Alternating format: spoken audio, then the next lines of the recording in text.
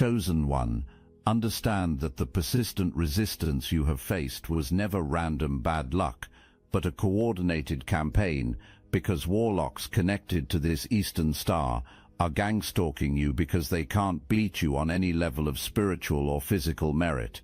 Your ability to remain standing and moving forward while being targeted by such a dedicated force is a direct reinstatement of your divine authority, confirming that no amount of secret coordination can defeat a chosen soul who stands under a cover they simply cannot see.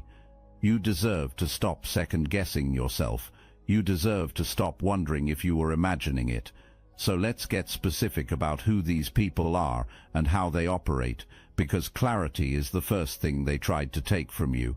This is an organized network. On the surface, members of this network present as respectable, community-connected people with social status and institutional standing. Underneath that surface, certain factions within this network practice methods specifically designed to identify, target, and drain people who carry genuine divine gifting. The Eastern Star is the feminine arm of a Masonic order.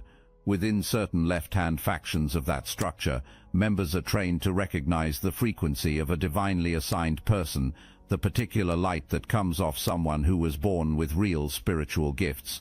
That light is not celebrated within these factions. It is treated as a resource to be harvested, and warlocks connected to these networks are enlisted to do the harvesting. Your name entered this operation not because of anything you did. You did not cross these people. You did not challenge them openly. You were targeted because of what you carry, your gifts, your frequency, your divine assignment, the thing in you that operates at a level their rituals cannot replicate, their money cannot buy, and their connections cannot manufacture. You made them feel exposed just by existing. Real power exposes counterfeit power, and instead of sitting with what that exposure revealed about themselves, they decided to eliminate the source. So they came organized, they came funded, and here is the detail I need you to hold. They came with absolute confidence. This network had a track record. They had run operations like this before. They had broken down targets who could not see the attack coming. So when they looked at you, no visible organization, no public network backing you up, they were certain you were going to be easy. Here is what most people do not understand about how the Eastern Star structure operates in situations like this. These organizations carry institutional memory. Intelligence about targets gets passed down through membership. When a senior member marks someone as a threat, that mark travels.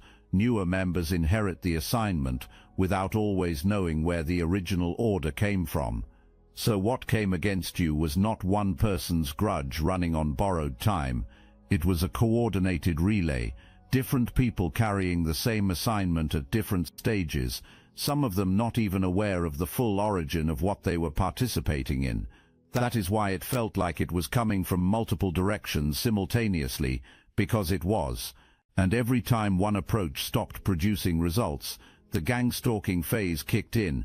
Multiple observers assigned to study your energy, monitor your responses, look for a crack in the coverage. The information was pooled, new methods were chosen, the operation continued. Every single time their approach stopped producing results, it was because of what was covering you. This is the part that explains the seasons of your life that never made sense. Receive it not as victimhood, but as intelligence. They started with your finances, freezer work, jar spells, methods designed to put your abundance in a holding pattern, not destroy it outright, but suppress it. The goal was to make you feel like you were working hard and getting nowhere, to create a spiritual ceiling over your financial life that you could push against indefinitely without ever breaking through. Then they moved to your intuition. This was deliberate and strategic. Your greatest protection has always been your ability to feel when something is wrong, that God-given discernment, the internal alarm, the knowing that lives in your gut. That discernment is what stood between you and their ability to operate undetected. If they could fog your perception, you would have no clear target to address. You would feel drained, confused, and stuck with no explanation, which is exactly how they needed you. Then they targeted your solar plexus, the energy center of your personal will, your drive, your fire. A chosen one disconnected from their drive is a chosen one standing still, and a chosen one standing still is far easier to bury. They wanted you to wake up flat every day, unmotivated, hollowed out, running on empty without understanding why. Beyond the energetic attacks, entities were assigned to attach to your field and drain you on a continuous cycle. Your image was buried in dark places. Your name was attached to contracts built on death energy, and the operation reached into your personal life through people connected to you, people inside your circle who had ties to this network that you could not see. Now here is something that needs to be named clearly about what the Eastern Star left-hand faction specifically deploys. Certain trained members are instructed in the practice of destiny interference. The goal is not simply to harm you. The goal is to push you so far out of your own assignment, through enough ridicule, enough confusion, enough spiritual pressure, that you disown the gifts yourself, that you conclude the calling was imagined, that you decide to walk away and go quiet. And here is the part that makes it sinister. Once you walk away, they move into the space you vacated. They step into the position that was always yours. They claim the light you generated as their own, except it does not belong to them. It was never built for them, and it crumbles under them. But the attempt is always made. They did not just want to stop you, they needed you to stop yourself. Hold that, because here is what it reveals about you. A chosen one who can be talked out of their assignment through pressure and persecution is not a chosen one. They are someone who had gifts. A chosen one who holds the line, who keeps moving despite the pressure, who refuses to abandon the assignment no matter how heavy the atmosphere gets. That is someone the divine actually placed here with a mission that matters. Your refusal to quit was not stubbornness. It was proof of your calling. If this touched your heart and mind, hype this video so more chosen ones can receive this message. Now here is something else you need to carry forward. Everything this network sent toward you had to land somewhere. Every entity conjured was a living force requiring a host. Every dark method deployed generated energy that, by the laws governing such things, must return to its source if it cannot complete its assignment. And it could not complete its assignment because of what was covering you, so all of it went back. Up to this point, you have been watching the enemy's operation from the outside. You have seen the strategy, the funding, the dark confidence, and the escalating methods. Now here is the element they did not account for, the thing that made every single piece of what they built collapse before it could land. They only know how to recognize power that moves through human structures, lodges, orders, degrees, hierarchy, funded networks, sworn memberships. That is their entire framework for understanding authority and cover. And they genuinely believed that someone standing outside all of those structures was standing unprotected. What was covering your life does not operate through any human structure. It was already in position before your enemies made their first move. It does not need a meeting to coordinate. It does not need a membership role to authenticate. It does not scramble reactively in response to the enemy's choices. It was there first and it will be there last. Your ancestors knew. The people who came before you, who survived things that should have broken them, who held something sacred across generations of pressure, who poured sacrifice into a lineage that eventually produced you, their investment in what you carry did not end when they transitioned. It intensified. They watched this operation being constructed. They were not passive observers. When something dark moved toward you, they moved toward it with precision and without hesitation. Look, you already know the attacks weren't random. And if you're paying attention, you can feel it. Their walls are closing in. You've also noticed something else. A lot of Chosen One channels on YouTube have gone quiet. Videos removed. Voices pushed off the platform. The mainstream media is cracking down on us, but we will not give up our voice. So let's talk about what we're doing about it. That's why I built Destiny Engine. And when you join, you're not just supporting your favorite channels, you're also fueling your own rise. It's a 360 win. It generates personalized sequences that help you rewire betrayal into transcendence, turn isolation into sacred power, and transform their downfall into your rise. We are using the Dark Elite's own weapons against them, taking their declassified consciousness technology that programmed competition and scarcity and repurposing it to serve cooperative intelligence. The beauty is, you don't even have to lift a finger.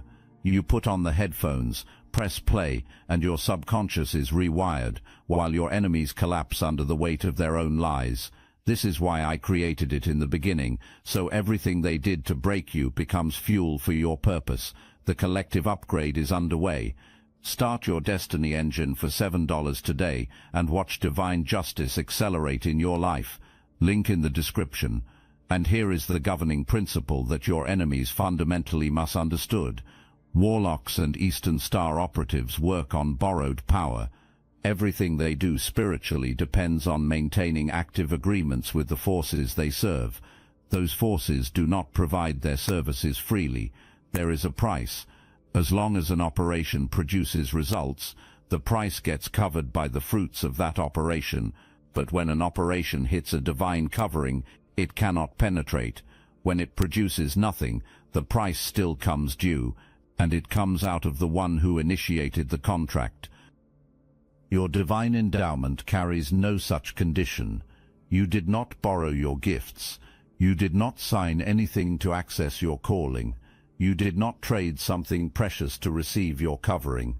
It is permanently yours. It does not expire when circumstances are hard.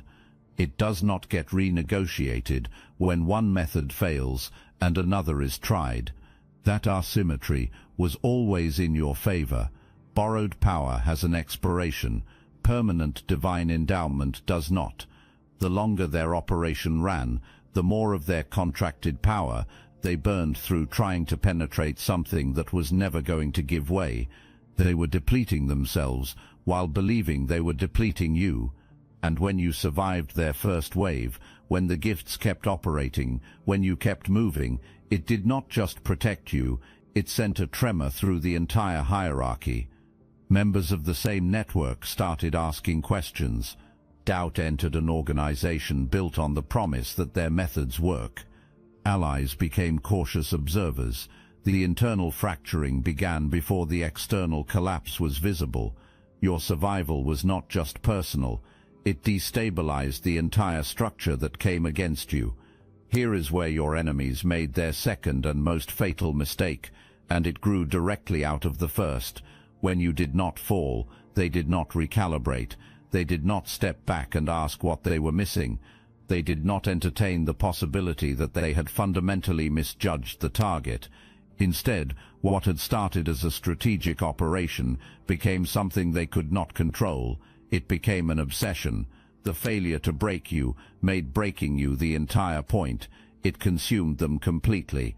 They started monitoring you from every available angle, adjusting their methods in real time, sending more people into the surveillance phase, pooling intelligence about your movements and your energy, and every time they saw you still standing, still building, still operating in your purpose, it drove the compulsion deeper. Here is what you need to understand about the gangstalking specifically. The word sounds extreme, but the mechanism is straightforward. When an operation is failing, the network shifts from attacking to watching. Multiple operatives are assigned to observe the target from different angles, some monitoring public activity, some attempting proximity through social connections, some focusing exclusively on spiritual energy to identify vulnerability windows. All of that intelligence feeds back to the center of the operation. You felt it as a general unease, the sense that certain people in your orbit appeared too conveniently, the suspicion that private information was reaching people it had no business reaching, the feeling of being studied rather than simply seen. That was not paranoia.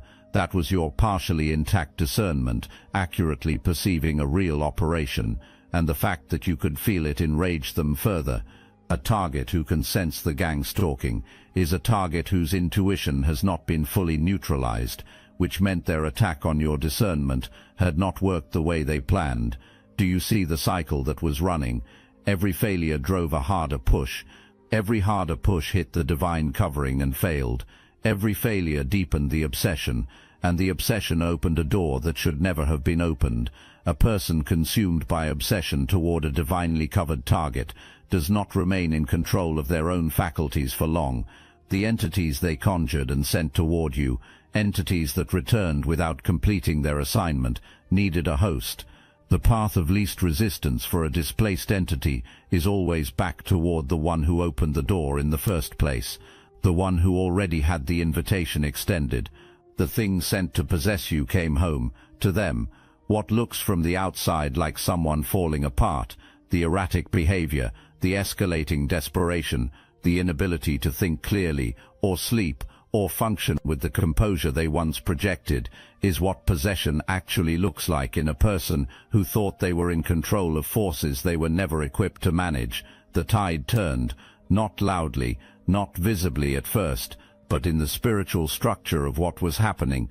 The moment the obsession took over was the moment the operation began eating itself. Now here is what is actually happening in their world right now. Receive this clearly, not as cruelty, but as the documented consequence of a law that operates with complete consistency. The prestige image they maintained is unraveling. The elite positioning, the first-class social standing, the carefully curated reputation built on the promise of power and influence. People around them are beginning to feel the wrongness beneath the surface, and those people are quietly stepping back. The inner circle that once felt secure is thinning. Financially, the deterioration is real. The resources poured into dark methods against you generated no return, and the forces enlisted to carry out those methods have turned their collection efforts toward the one who hired them. Contracts entered in confidence are now being enforced against the person who signed them. Dark covenants do not offer grace periods. When results cannot be delivered, the terms of the agreement execute automatically and without mercy. Inside the network itself, the fallout is intensifying. The person who initiated this operation against you is being held responsible by the very members who once stood behind it. The organization that was supposed to be armor has become a tribunal. Blame is being assigned. Alliances are dissolving. People who participated are now creating distance while privately pointing fingers at the one who promised the operation would work. They cannot sleep. Their thoughts return to you constantly, not from love or regret, but from the dread of watching the karma close in while knowing exactly why it is happening. There is no confusion on their end about the cause. They know what they did. They know who they did it to. They know that what they are experiencing is the direct and precise consequence of the operation they chose to run. Some people connected to this operation have faced consequences that cannot be attributed to anything natural, and the person at the center is watching it unfold in real time, unable to reverse it, unable to buy their way out of it, unable to call in a favor that makes it stop. Remember the confidence they carried at the start, the certainty that you were an easy target, the celebration before a single move was made. That confidence is now the sharpest part of the consequence, because it was performed publicly. Promises were made to other members. The outcome was declared in advance. And now every person who heard those promises is watching the opposite unfold. Pride genuinely does go before the fall, and the height of the pride determines the depth of the fall. They built their certainty very high. You can calculate the rest. When a dark operation is launched against a divinely covered person and fails completely, the energy does not simply dissolve. The resources poured into that operation, the spiritual investment, the wealth spent, the power borrowed and deployed, have to go somewhere. By the governing principle of divine economy, the return flows toward the one the investment was targeting. What they tried to drain from you comes back amplified. What they tried to freeze comes back multiplied. The gifts they worked to suppress are being restored at a level that exceeds what was present before the suppression began, and the destiny they tried to swap, it is intact. It has always been intact. It was written for you before they existed. They never had access to it. They only had the delusion that they did. Here is the specific mechanism behind this. Every time a spell designed to block your finances hit the divine covering on your life and failed, the dark force that was contracted to execute the work still required payment. The operation produced nothing, but the fee remained due. That fee came out of the person who commissioned it. Every failed entity deployment, every bounced curse, every covenant entered to secure your downfall and left unfulfilled, each one extracted from the one who initiated it. They were paying for attacks that never landed, and the bill compounded every time they escalated rather than stopped. Your gifts were never theirs to take. Your calling was never theirs to claim. Your abundance was never theirs to freeze. And the spiritual system that governs these things settles accounts completely, without negotiation, without exception. You are not just surviving what they did. You are inheriting the return on everything they spent trying to stop you. Stop here. Look at yourself honestly for a moment. Everything that was deployed against you, the scale of it, the organization behind it, the resources committed to it, the sustained effort over an extended period, that entire inventory is a description of your significance. Your enemies gave you the most detailed accounting of your own importance that you could ever receive. They did not intend it that way, but that is what it is. Ordinary people do not attract coordinated Eastern Star and Masonic involvement. People without meaningful assignments do not warrant warlock networks and entity work and sustained gangstalking over extended periods. That level of organized opposition is reserved for people whose purpose represents a genuine threat to what the darkness needs to maintain. You are a genuine threat to the darkness, not because you are aggressive or combative, because the light you carry exposes what the darkness depends on keeping hidden. Your gifts, when operating at full capacity, help other people see clearly, move freely, and access something real. The spread of genuine light through genuinely gifted people is the thing the darkness most needs to prevent, and it could not prevent yours. You were born gifted. That is not a compliment. It is a structural fact about your design. There are people who enter this world already marked, already carrying a frequency that does not need to be earned or purchased or initiated into. The divine covering that comes with that kind of assignment cannot be penetrated by contracted dark forces, because the covering was established by something that operates above the level where contracted dark forces have any authority. Your enemies were operating at one level. Your covering was established at a completely different level. They could not see the ceiling above their own reach, and they spent everything they had trying to break through it. You were not born for the attack. You were born for the assignment that made the attack inevitable. The divine has been maintaining your coverage, not because you are without flaw, but because what you are here to do is necessary, and necessary assignments do not get abandoned, because an organized opposition wishes they would. Here is something specific that this network stole from you, something you may not have fully realized was taken, your trust in your own mind, not confidence in the shallow sense, your foundational conviction that what you think, what you speak, what you direct your energy toward, it creates outcomes. It bends reality in the direction of deliberate intention. That conviction was one of their primary targets. Because a chosen one who fully believes in their own capacity to shape their reality and who moves with the expectation of divine backing is essentially unstoppable, and they knew it. One of the methods deployed against you was a thought environment, an artificially created mental atmosphere designed to feel like your own inner voice, but was not intrusive thoughts that were not organic, recurring doubts that did not originate from your actual experience, impulses to abandon the assignment that felt like internal reasoning but were externally placed.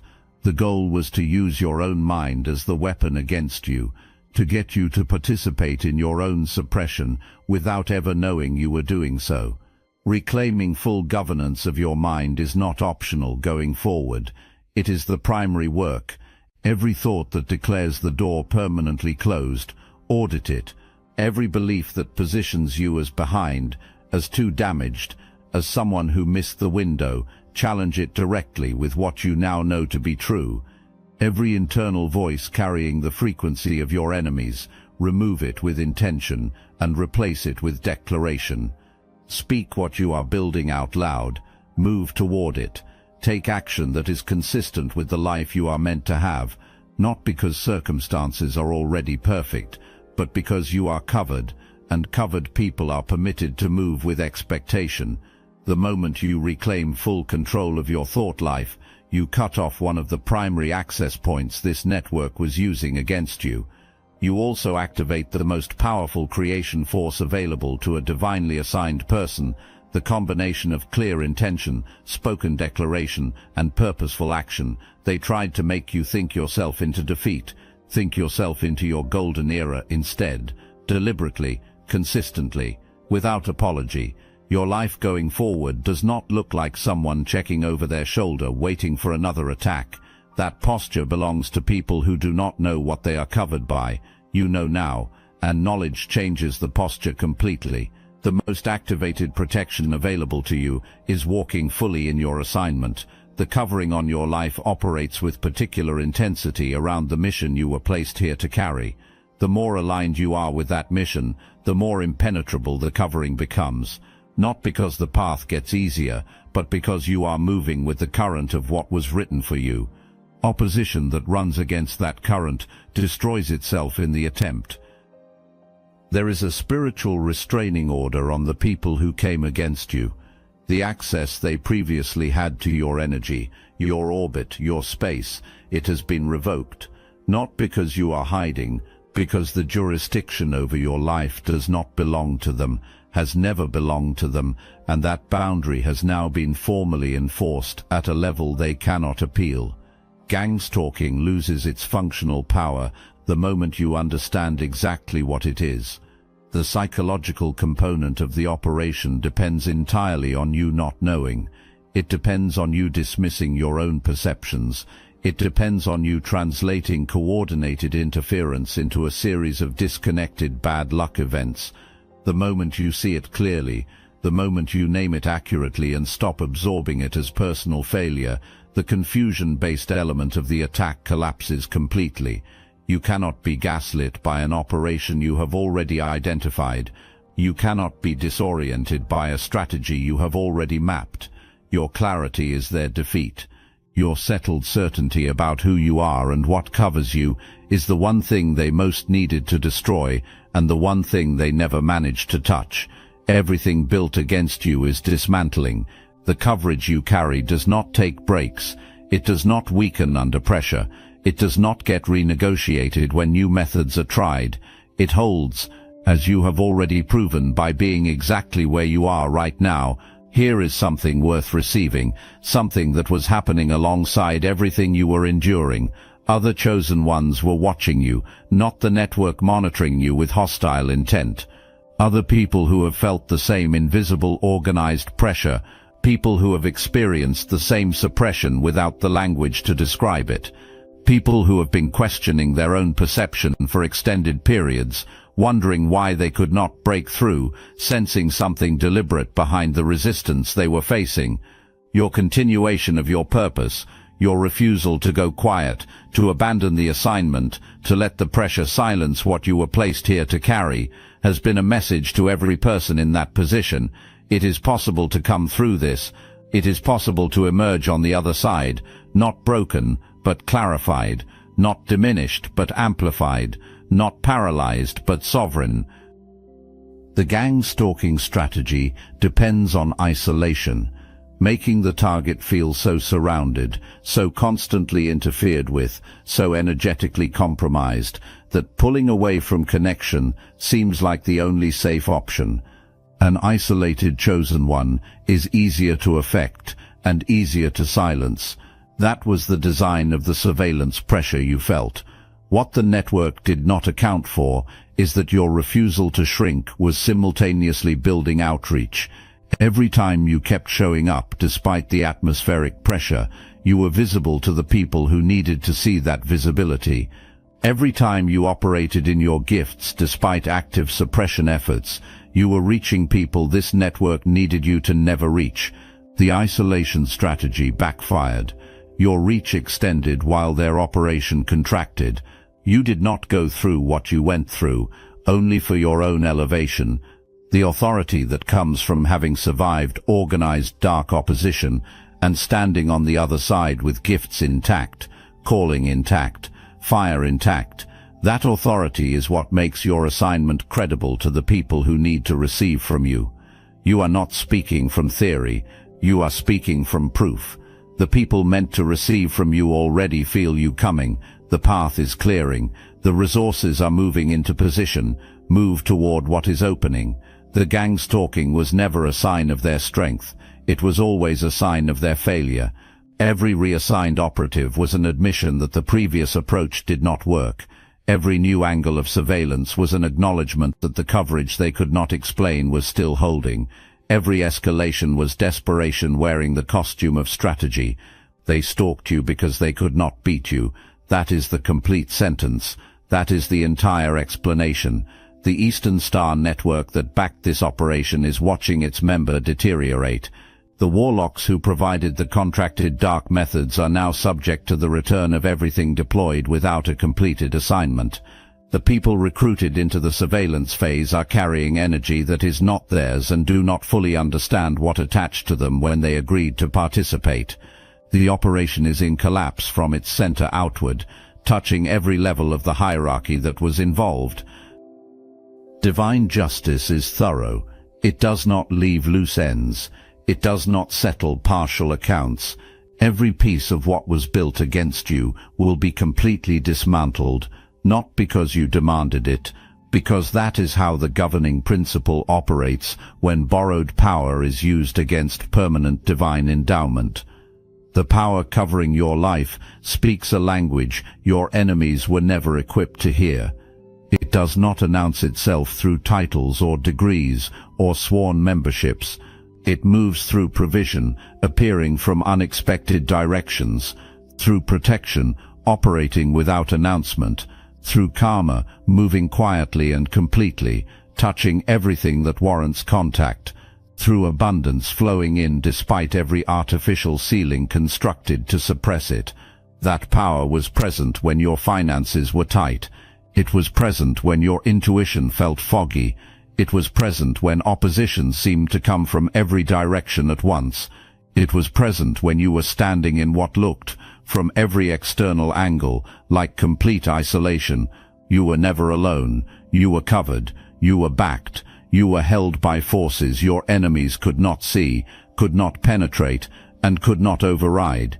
And the operation built with absolute confidence to break you open, broke them open instead. What they wanted for you is what they have. That is not a declaration of vengeance. It is a description of a law. What you send toward people seeks you in return. They sent drought. They are living it. They sent confusion. They cannot think clearly. They sent destruction. They are watching their own structures fall. They wanted your destiny. They are losing everything they built while chasing it. And you are walking into your golden era. Not eventually. The shift has already happened in the architecture of things. The natural world is simply catching up to what the spiritual has already settled. The abundance is in motion. The gifts are fully operational. The connections that were blocked are clearing. The opportunities that were suppressed are now surfacing.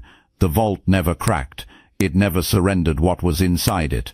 Not to entity work, not to covenants, not to the sustained, organized, Eastern Star and Warlock connected operation aimed at a single divinely assigned target, because you cannot crack something the divine built to hold. You are the vault, and the chosen one who lives inside it has never been more whole, more clear, more fortified, or more ready to step into everything this assignment has always been moving toward. They connected, they conspired, they gangstalked, they watched, they tried every angle, they failed at every angle, and they are now sitting in the ruin of everything they built, while you are still here, still called, still covered, still walking forward. They cannot beat you, they never could.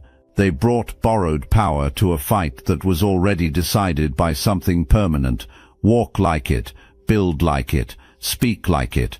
The whole universe already knows the outcome. All praise is due to the Most High. Peace.